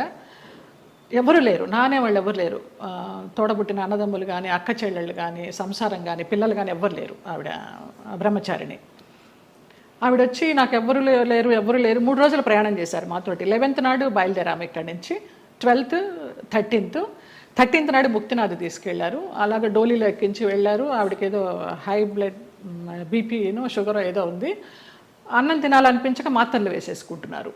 తర్వాత ఆ ముక్తినాథ్లో జామ్సంలో మేము స్టే చేసినప్పుడు వెన్ను వణికించే చలి, అక్కడ హీటర్స్ ఉండవు, హీటర్స్ పెడితే ఆక్సిజన్ అందదంట, హై ఆల్టిట్యూడ్ అనమాట. అక్కడ ఆ రోజు నరకం అనుభవించాం అందరం, 80 members గ్రూప్ మేము. Sai Krishna tours and travels అని సాయిరామ్ గారు, ప్రసన్న గారు, వైఫ్ అండ్ హస్బెండ్, ఆది దంపతులు. నిజంగా 2009 నుంచి వాళ్ళు ఈ ట్రావెల్ చేస్తున్నారు. ప్రతి ఒక్క గ్రూప్తో ట్రావెల్ చేస్తారు. ఇంకా నేను లైఫ్ జర్నీ అంతా వాళ్ళతోనే యాత్రలు కంటిన్యూ చేయాలని వాళ్ళతో చెప్పి కూడా వచ్చా కన్ఫర్మేషన్. ఆవిడ ముక్తినాథ్ని దర్శించుకొని, సాయిరామ్ గారు మేము వెళ్ళే రోజు ముందర రోజు నైట్ హోటల్లో డిన్నర్కి గ్యాదర్ అయినప్పుడు చెప్తారు, అమ్మ ఇలా ఉంటుంది అక్కడ సిచ్యువేషను, స్నానాలు చేయకండి, 108 జలధారలు ఉంటాయి, స్నానాలు చేయకండి, -degrees ఉంటాయి, నెత్తి నీళ్లు చల్లుకుంటే చాలు, మనకి ముక్తినాథుడి దర్శనం కావాలి, మీరు ఆయన చూడడం కాదు ముఖ్యం, ఆయన మిమ్మల్ని చూడడం ముఖ్యమని చాలా చక్కగా వివరించి ఆవిడని అడిగారు, అమ్మ మీ పరిస్థితి ఇలా ఉంది, వస్తారా, రాలేకపోతే రూమ్లో ఉండండి, భోజనం ఏర్పాట్లన్నీ చేసి మీకు ఒక మనిషిని పెట్టి నేను వెళ్తాను. లేదు సాయిరామ్, నాకు ఆ ముక్తినాథుడిని చూడాలి, నా ఒకే ఒక కోరిక అన్నారమ్మ. వచ్చారు, ముక్తినాథుడిని చూశారు. మర్నాడు అందరం బయలుదేరి బస్సుల్లో పోఖ్రా రిటర్న్ రావాలి. కార్లోనే స్పాట్ డెడ్ అమ్మ ఆవిడ. ముక్తినాథుడు అన్నందుకు ముక్తి, మోక్షం. ఎంత అదృష్టవంతరాలు, ఎవ్వరు లేరని 80 మందితో ప్రయాణం చేసి 3 రోజులు ముక్తినాథుని చూసి 4వ రోజు పోయింది. అసలు అద్భుతమైన సంఘటన అయితే నాకు, నేను మర్చిపోలేను ఈ యాత్రలో. ఆవిడ చనిపోయినప్పుడు ఎంత ప్రేతకళగా ఉందో, చితి మీద పెడితే అక్కడే ఎవరో కజిన్ నెంబర్ దొరికింది, ఫోన్లో అడిగితే మేము రాలేమండి, అంత దూరం మీరు చేసేయండి అని ఈయనకు అథారిటీ ఇచ్చేశారు సాయిరామ్ గారికి.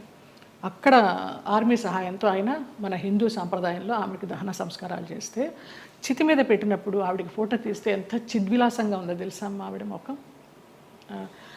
చనిపోయినప్పుడు ఈ 4 బయటకు వచ్చేసి కళ్ళు తేలేసి ఉన్న మనిషి హాయిగా అలా ఉంది.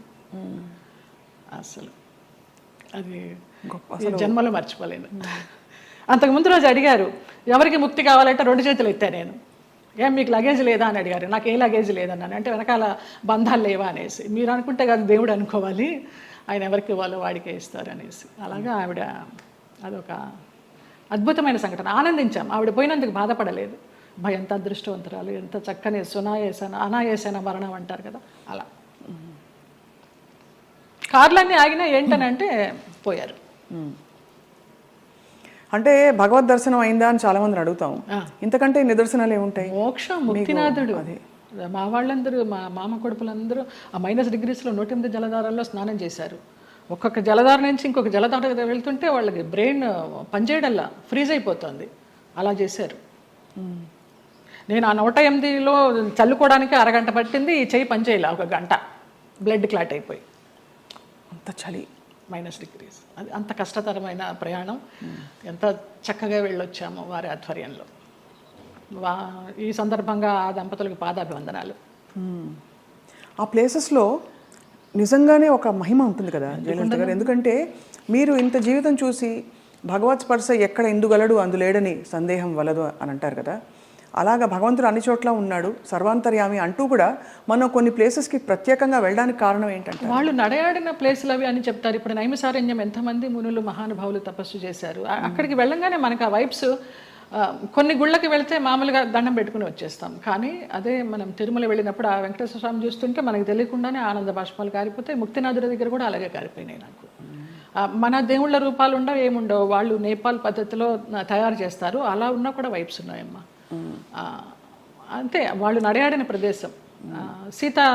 జనక్పూర్ వెళ్ళాము, సీతారాములు నడయాడిన ప్లేసు, వాళ్ళ కళ్యాణమైన ప్లేసు. చాలామంది మా గ్రూప్లో అక్కడికి వెళ్ళి దండలు మార్చుకున్నారు, మళ్ళీ సీతారాముల కళ్యాణం లాగా. అలాంటి వైబ్స్ ఉన్నాయి, అందుకే వెళ్ళాలి. ఇంట్లో కూర్చున్న భగవంతుడు దర్శనం ఇస్తాడు, అది వేరే విషయం. వాళ్ళు నడయాడిన ఆ పుణ్యభూమిలో నడిస్తే ఆ పాదధూళి మనకి కొంచెం పుణ్యం ఇస్తుందని. రెండోది మీరు అన్నట్టు ఆ ప్లేస్కి వెళ్ళిపోయాక మనం నేను ఫలానా, నేను స్వప్న, నేను జయలలిత, నేను సో అండ్ సో అన్నీ మర్చిపోయి, నేను జ్యోత్స్న మర్చిపోయి కేవలం ఒక అంకిత భావంతో ఒక డిజాల్వ్డ్ స్టేట్లో వెళ్తాం. అంతే, అది కూడా ఒక సర్వస్వ శరణాగతి అయిపోయి నువ్వు తీసుకొచ్చావు, నువ్వే చూసుకో, శరణాగతి అంతే. అందులో కూడా చాలా అద్భుతాలు మన లోపల జరుగుతాయి. అద్భుతాలు అంటే మన అహంకారం కరగడం అన్నీ కదా, మనకి తెలియకుండానే అది ఆ ఉద్వేగం అది అంతా వచ్చేస్తుందమ్మా. అది నేను సంజయ్తో అదే అన్నాను.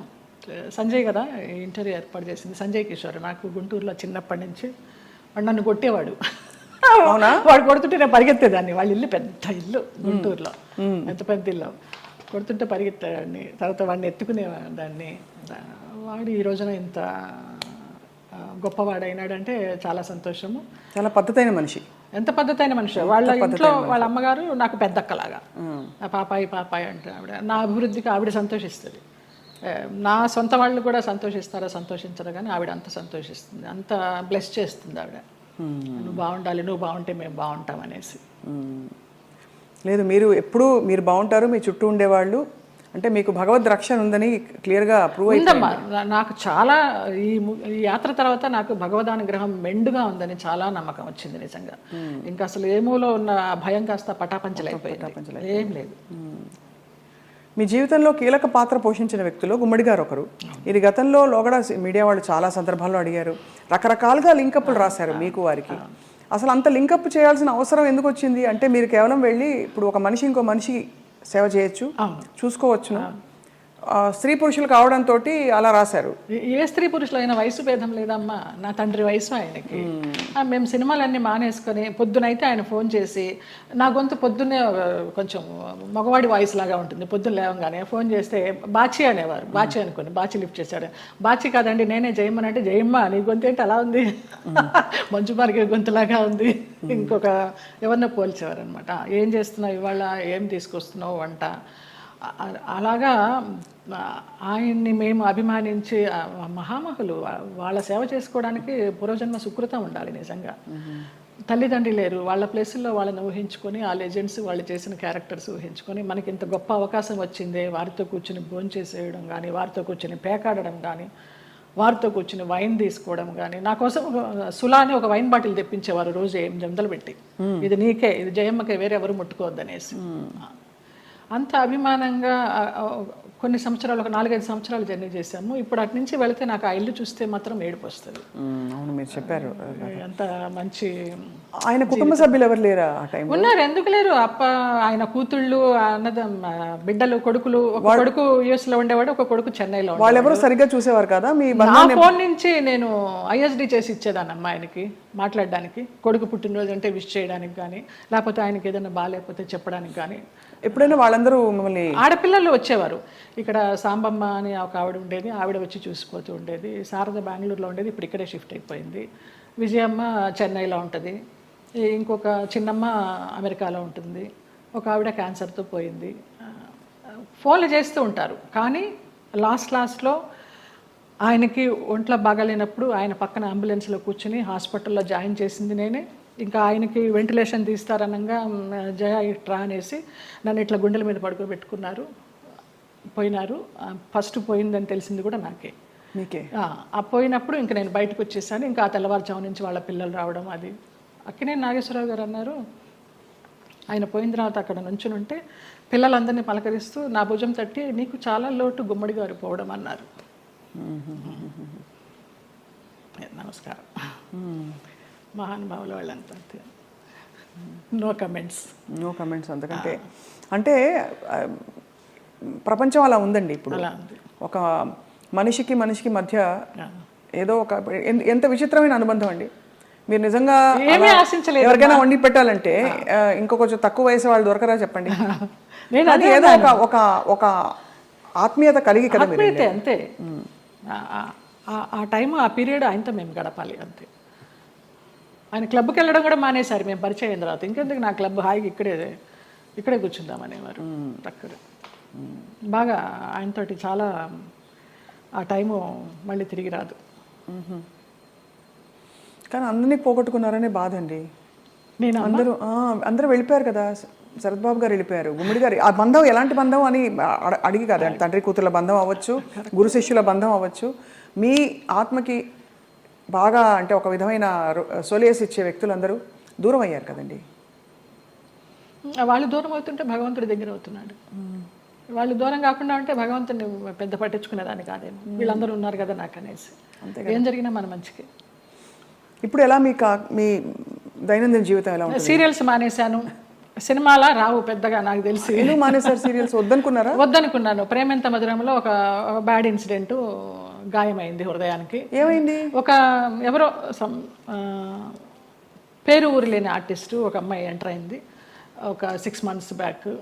నేను మానేసే ముందర 3 సంవత్సరాలు అంత చక్కగా బాండింగ్ తోటి నిజంగా తల్లి కొడుకుల్లాగానే నేను, శ్రీరామ్ కానీ అందులో చేసిన వాళ్ళందరూ కానీ అలాగే క్యారెక్టర్ పరంగా మేము యాక్ట్ చేయలేదు, అసలు జీవించాం. మేము గ్లిజరిన్ కూడా వేసుకునే వాళ్ళం కాదు ఏడుపు సీన్లు ఉంటే. ఆ అమ్మాయి వచ్చి కొంచెం యారగెన్స్ అంతా చూపించడము, మర్యాద లేకపోవడం సీనియర్స్కి. ఒక సీన్లో అయితే అయిందని అలాగే అడ్జస్ట్ అయిపోయి చేస్తున్నాను. మానేద్దామా అనుకుంటూ పోనీలే మంచి సీరియల్, మంచి పేరు వచ్చింది, శ్రీరామ్ మంచి వాడు, అతన్ని చూసి చేయాలని అనుకున్నాను. ఒక టైంలో ఇంకా పీక్స్కి వెళ్ళిపోయింది ఆ అమ్మాయి బిహేవియర్. శ్రావణ శుక్రవారం నాడు పూజకి గాజులు లేకుండా కూర్చుంది మొండి చేతులతోటి. నేను ఒక పెద్ద సఫిస్టికేటెడ్ మదరు, అంత సాంప్రదాయాన్ని పాటించే మదరు, అత్తగారి పక్కనే కూర్చుని పూజ చేస్తూ ఉంటుంది. అప్పుడు నేను క్యారెక్టర్ పరంగా ఆలోచించి అత్తగారి స్థానంలో నేను ఇక్కడ ఉన్నాను కదమ్మా, నేను లేకపోతే నీ ఇష్టం వచ్చినట్టు చేసుకోవచ్చు, శ్రావణ శుక్రవారం పూజ ముత్తైదో గాజులు వేసుకుని చేయాలన్నానమ్మా. అటు నా చెయ్యి నా ఇష్టం, నువ్వే చెప్పడానికి అంది, వేసుకునంది. అంతలాగా ఎందుకు ఏమో తెలియదు. అది ఆరగెన్సీ అంతే. ఆ పిల్లకి సీనియారిటీ విలువ తెలియదు, క్యారెక్టర్ విలువ తెలియదు. ఎవరండి యాక్టర్? ఆఫ్ కోర్స్ చూసే, నేను సీరియల్స్ చూడండి కాబట్టి ఇలా అడుగుతున్నాను. అమ్మాయి పేరు కూడా మర్చిపోయినాను, అసలు మైండ్లోనే లేదు అది. చేస్తూ తర్వాత అమ్మాయి September 3 జరిగింది ఇది, లాస్ట్ ఇయర్. అక్కడి నుంచి శ్రీరామ్ బయటే ఉన్నాడు. నాన్న ఇలాగ జరిగింది, నాకు చేయబుద్ధి కావడలేదన్నాను. నీ ఇష్టం అమ్మ, నీకు ఇష్టం లేకపోతే మానేయ అన్నాడు. కారు ఇచ్చాడు, ఎక్కాను, వచ్చేసాను అంతే. అక్కడ బహుశా మీ ప్రయాణం అయిపోయిందేమో అంతే. అలా ఇలా ఈ సంఘటన ద్వారా అలా కొంచెము అయిష్టంగానే చేస్తున్నాము, ఇష్టం లేకుండా. ఆ క్యారెక్టర్కి కూడా ఇంపార్టెన్స్ తగ్గడము, ఆ ఫీల్ కూడా రావడల్లా చేస్తుంటే. డైరెక్టర్ గారితో అనేదాన్ని, ఇంతకుముందర ఫీల్తో చేసేవాళ్ళం అండి, ఇప్పుడు రావడం లేదనేసి. డైరెక్టర్ మారిపోయాడు వెంకట్ అని, అతను చాలా ఇష్టము, చాలా మంచి టెక్నీషియన్. ఆ యూనిట్ నుంచి బయటకు వచ్చారు, వేరే యూనిట్ ఎవరైనా ఆఫర్ చేస్తే ఎందుకు చేయకూడదు? వద్దనిపించిందమ్మా, ఇంకా అసలు నాకు సీరియల్స్ వద్దు. అంటే నేను ఆ గంగిరెద్దులాగా అలంకరించుకోవడము, రోజుకి అన్ని డ్రెస్ చేంజ్లు, పొద్దు నుంచి నైట్ వరకు టైం లేకుండా. 12 hours అండి కాల్ షీట్. పంపించరమ్మా. నేను తొందరగా వెళ్ళిపోతానంటే, అమ్మ సీనియర్వి నువ్వే వెళ్ళిపోతానంటే మిగతా వాళ్ళందరూ కూడా వెళ్ళిపోతారు. అందులో సీరియల్స్ లో బాగా పిండేస్తారు కదా. నరకం. ఎన్ని సీరియల్స్ చేశానో అన్ని సీరియల్స్ అన్నం పెట్టినాయి, కాదని లేదు. కానీ వద్దనిపించింది, ఇంకెవరికి పెట్టాలి, నేను వద్దు. మంచి సినిమాలు ఏమన్నా వస్తే చిన్న చితక సినిమాలు చేసుకుందాము, లేదా కృష్ణారామాని యాత్రలు చేద్దాము, ఉన్నది పెట్టుకొని ఉన్నంత వరకు, తర్వాత భగవంతుడు చూసుకుంటాడు అంతే. అక్క వీళ్ళందరూ టచ్లో ఉంటారా? ఎప్పుడు టచ్లో ఉంటారు. అబ్దికానికి, నాన్న అబ్దికానికి చెన్నై వెళుతూ ఉంటాము. 2 అన్నయ్యలు అక్కడే ఉన్నారు. అందరం కలివిడిగానే ఉంటాం. 3 అప్పచెల్లెళ్ళు, 2 అన్నదమ్ములు. సరే, మీకు మీ ప్రయాణం ఇలా రాసుందని మీరు సరిపెట్టుకున్నారు, అది మీ గొప్పతనం అంతే. నా గొప్పతనం కాదు, నాకు దేవుడిచ్చిన వరం అది. నా గొప్పతనం ఏం లేదు. మరి ఇప్పుడు మీకు జీవితం గడవడానికి, యాత్రలు చేయడానికి, మనం శేష జీవితం గడపడానికి కంఫర్టబుల్గా ఫైనాన్షియల్గా? శేష జీవితం వరకు ఉందని నేను చెప్పలేను, ఇప్పటికీ ఉంది. ఈ ప్రేమెంత మధురం చేసిన దాని తాలూకా అది కొంచెం ఉంది. అది కూడా వెనక ముందు చూడకుండా ఖర్చు పెట్టుకుంటున్నాను యాత్రలకి, దానికి. శేష జీవితానికి ఎలా ఉంటుందో నాకు తెలియదు, ఆయన నిర్ణయిస్తాడు. ఆ నమ్మకం అయితే ఉంది. మీ దగ్గర అయితే మాస్టర్ కీ ఉంది అంతే కదా? ఇంకా ఇవన్నీ మాస్టర్ కి లాకర్ కి ఏం లేదు, కానీ మాస్టర్ కీ అంటే భగవంతుడే కదా. భగవంతుడే మాస్టర్ కీ కదండి మనందరికీ. ఆయన నడిపిస్తాడని నమ్మకం. అది ఆ నమ్మకమే. రేపేంటి అని అడుగుతారు, అది ఎప్పుడు ఆలోచించాలి రేపేంటి అనేది. అసలు పుట్టిన దగ్గర నుంచి అవగాహన లేదు, మధ్యలో సంపాదించడం మొదలుపెట్టిన దగ్గర నుంచి కూడా రేపు ఏంటి అనేది క్వశ్చన్ రాలేదమ్మా నాకు అసలు. 700 సినిమాలు అంటే బాధ ఎందుకు వేస్తుందంటేనండి, ఈ పబ్లిక్ ప్రొఫెషన్లో ఉన్న వాళ్ళందరికీ చాలా కష్టమైన జీవితం. మీకు ఎప్పుడు నిద్రలేవాలి అనే చాయిస్ ఉండదు. వాళ్ళు చెప్పిన టైంకి మీరు హాజరవ్వాలి. వాళ్ళు మీకు నచ్చినా నచ్చకపోయినా, చలున్నా ఎండున్నా వాళ్ళు వేసుకోమన్న బట్టలు వేసుకోవాలి. అలా 700 జీవితాలు మీ మొత్తం ధారపోసి వెచ్చించి మహా నటులే చరిత్రలో అలా ఉండిపోయి మెల్లిగా ఫేడ్ అవుట్ అయిపోతారు విత్ టైం. ఈ నట జీవితం మీకు నేర్పిన విషయం ఏంటండి? ఫేమ్ ఉంటేనే ఏదైనా జనాల్లో ఏదైనా, లేకపోతే ఉందా లేదా అనేది కూడా వాళ్ళకి తెలియదు. ఇక్కడ పెద్ద నటులు కూడా చాలా కష్టాలు పడ్డారు. మీకు ఉన్న సంపద మీరు అన్నట్టుగా ఆధ్యాత్మికంగా మీరు మలుచుకొని ఒక గౌరవంతో, ఆత్మాభిమానంతో కొనసాగిస్తారు జయలలిత గారు. చాలా మనసుకి ముచ్చటగా, ఎంత ఇన్స్పైరింగ్గా ఉందో చెప్పలేని మాటలు. మీకు చిన్న కోరిక ఉంది మాకు. చెప్పండి. మీరు ఒక చిన్న డాన్స్ చేస్తా. నేను మామూలుగా సెమీ క్లాసికల్ ఏమైనా మూవీ సాంగ్ స్వప్నకు కూడా తేలిగ్గా ఉంటుంది. నువ్వు క్లాసికల్ సింగర్ కాదని లేదు, ఏమైనా పాడతారు అనుకొని మనసే అందాల బృందావనం అనుకున్నాను. మా సంజయ్ తిట్టాడు, ఎంత పెద్ద క్లాసికల్ డాన్సర్ నువ్వు వేడి సినిమా సాంగ్ చేస్తావా అనేసి. అందుకని ఏ సాంగ్ చేయాలి? భామనే సత్యభామనే ఏమైనా ఒక 4-5 లైన్లు అనగలరా? ఆ 2 లైన్లే మళ్ళీ తిప్పి అనమంటే అంట. కొంచెం నేను కూడా కలుపుతాలే. మీరు కలపండి. నిలబడే. మీరు కూచిపూడి భరతనాట్యమా? 2 అమ్మ. కూచిపూడి చింత రాధాకృష్ణమూర్తి గారు, భరతనాట్యం జోసుల సీతారామ శాస్త్రి గారు విజయవాడ నుంచి వచ్చేవారు. కాకుండా తంజావూరు నుంచి గిరిజా నటరాజ్ అని ఒక వైఫ్ అండ్ హస్బెండ్ వచ్చి చెప్పేవారు భరతనాట్యం. ఆంధ్రనాట్యం నటరాజ్ రామకృష్ణ గారు. మళ్ళీ మధ్యలో వెకేషన్స్కి చెన్నై వెళ్ళి చినసత్యం గారి దగ్గర. ఎప్పుడు అనిపించలేదు ఒక డాన్స్ స్కూల్ స్టార్ట్ చేద్దామని? లేదు, వేంప వేషాలు వేసేసరికి, అంటే డిగ్రీ అవుతూ ఇంకా డాన్స్ కంటిన్యూ చేద్దాం అనుకునే టైంలో నాన్న ఫీల్డ్కి తీసుకొచ్చేసారు. ఇంకా ఈ వేంప వేషాలు వేసినప్పుడు నన్ను అలాగే చూస్తారేమో, పేరెంట్స్ పిల్లల్ని పంపించడానికి భయపడతారేమో, ఇప్పుడు సినిమా సాంగ్స్ నేర్పుతుందా లేకపోతే క్లాసికల్ సాంగ్స్ నేర్పుతుందా అని ఏదన్నా అని నాకు నేనే డౌట్ పెట్టుకొని దాన్ని సమారంభించుకున్నాను. దిత్త కిడగ తిరుగుతాం, దిత్త కిడగ తిరుగుతాం, తా కిడగ తిరుగుతాం, కిడగ తిరుగుతాం, దిత్త కిడగ తిరుగుతాం, దిత్త కిడగ తిరుగుతాం, తా కిడగ తిరుగుతాం, కిడగ తిరుగుతాం, దిత్త కిడగ తిరుగుతాం, దిత్త కిడగ తిరుగుతాం, తా కిడగ తిరుగుతాం, కిడగ తిరుగుతాం, కిడగ తిరుగుతాం. భామనే సత్యభామనే, సత్యభామనే, సత్యభామనే, సత్యారి ముద్దుల, వయ్యారి ముద్దుల, సత్యభామనే, సత్యభామనే, వయ్యారి ముద్దుల, వయ్యారి ముద్దుల, సత్యభామనే, సత్యభామనే. అద్భుతం. ఎక్కడ ఎంత గ్రేస్ఫుల్గా ఉంది అసలు. సంజయ్ గారు, ఇప్పుడు శోభన్ గారు అందరూ చేస్తున్నారు కదండి డాన్స్ పర్ఫార్మెన్సెస్, బ్యాలేస్. అంటే మీకు అఫ్కోర్స్ మీరు ఒక ఆధ్యాత్మిక లోకంలోకి వెళ్ళిపోయారు. ప్రాపంచికంగా లౌకికంగా మీకు కోరికలు లేవు, కానీ అలా చేస్తే ఎంత బాగుండు అని అనిపించే అంత అందంగా ఉంది మీ డాన్స్. శోభనాయుడు గారితో బ్యాలెన్స్ చేశానమ్మా. వెంకటేశ్వర కళ్యాణం, కృష్ణ పారిజాతం, ఆవిడన్నీ మేల్ క్యారెక్టర్స్ ఇచ్చేవారు. నేను అదంతా తీసేసిన తర్వాత జయలలిత నువ్వా వెంకటేశ్వర స్వామి వేసింది, కృష్ణుడికి వేసింది అనేసరికి నిరాశ వచ్చేసింది. అది అర్థమైంది. కానీ అన్ని ఆ పార్శ్వాలని మీరు చూశారు జీవితంలో. కంప్లీట్ లైఫ్ కష్టం చూసి ఉగాది పచ్చడిలాగా అన్నీ చూడకపోతే మనకి ఏం చూసాను జీవితం అని అనిపిస్తుంది కదా. అలా మీరు కష్టాలు చూశారు, అన్నీ చూసేసాం. సంతోషం చూసారా ఏదైనా టైంలో? సంతోషం అంటే ఈ యాత్రేనమ్మా. ఈ యాత్రలే. అతి దుఃఖకరమైన సంఘటన, బాధాకరమైన సంఘటన, అతి సంతోషకరమైన సంఘటన అంటారు, కానీ అవి 2 లేవు నాకు. వయా మీడియాగానే వెళ్తూ వచ్చింది. ఈ ముక్తినాథ యాత్ర మాత్రం నాకు చాలా పీక్స్ అనమాట ఇంకా. సో ఫైనలీ మీకు మిగిలిన కోరిక అంటే మిగిలిన కోరికను ఎందుకంటున్నారంటే మన జీవితానికి ఒక సంపూర్ణత్వం రావాలంటే ఏం కోరుకుంటున్నారు? ఇంకా మానస సరోవర్ వెళ్ళాలమ్మా. మానస సరోవర్. కానీ మా సాయిరామ్ గారు అది వేయనమ్మా చాలా కష్టం అంటున్నారు. ఎవరు తీసుకెళ్తారో తెలీదు. వెళ్ళాల్సి ఉంటే డెఫినెట్గా ఖచ్చితంగా అదే చాలా జరిగిపోతుంది. కోరిక. వెళ్తే తిరిగి వస్తామా లేదా అనేది తర్వాత విషయం. అక్కడ దాకా వెళ్ళాలి, ఆ భూమి మీద అడుగు పెట్టాలని మాత్రం కోరిక. అదొకటే తీరని కోరిక. చాలా అద్భుతంగా ఉంది మీతో మాట్లాడడం. చాలా విషయాలు నేర్చుకున్నది ఏంటి అంటే సెల్ఫ్ యాక్సెప్టెన్స్ కంటే గొప్ప వరం లేదండి. ఓకే, అది మీకు వచ్చేసింది కాబట్టి మీరు ధన్యులు. ఒకలాగా ఈ కృష్ణుడి విగ్రహం నాకు నా ఫ్రెండ్ శ్రీనివాస్ అని ఆయన మ్యాంగ్లూర్ నుంచి తీసుకొచ్చి ఇప్పించారు. చాలా చాలా కళకళలాడుతుంది ఇలాగా. చాలా బరువు కూడా అది. అవునా? అక్కడ రమణాశ్రమంతో మీ అనుబంధం? అరుణాచలం వెళ్తూ ఉంటాము. ఒక శివరాత్రికి గిరి ప్రదక్షిణ చేశాను. ఆయన బుక్స్ చదువుతూ ఉంటాను. అట్లా కూర్చుని ఆయనతో మాట్లాడుకుంటూ ఉంటాను. ఆ ఫోటోగ్రాఫ్ వెనకాల ఇది నా పుట్టినరోజుకి మా డైరెక్టర్స్ అనిల్, రాము అని ఉన్నారు. రాము ఏమో అది ఇచ్చాడు లాస్ట్ ఇయర్ పుట్టినరోజుకి. అనిల్ ఇది ఇచ్చాడు. రుద్రంకోట అని ఒక మూవీ చేశాం కదా, ఆ పిల్లలు.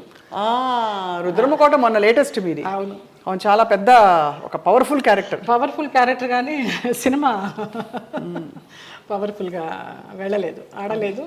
ఓటీటీకి కూడా ఇంకా లేట్ అవుతూ ఉంది. మీరు చాలా చాలా వ్యక్తిగత విషయాలు కూడా ఇవాళ మాతో పంచుకుని చాలా మందిని ఇన్స్పైర్ చేశారు జయలలిత గారు. థ్యాంక్స్ అమ్మా. మీకు ధన్యవాదాలు. అయ్యో మీకు కూడా. Always you will be in our hearts. God bless you. Thank you అండి. నమస్కారం.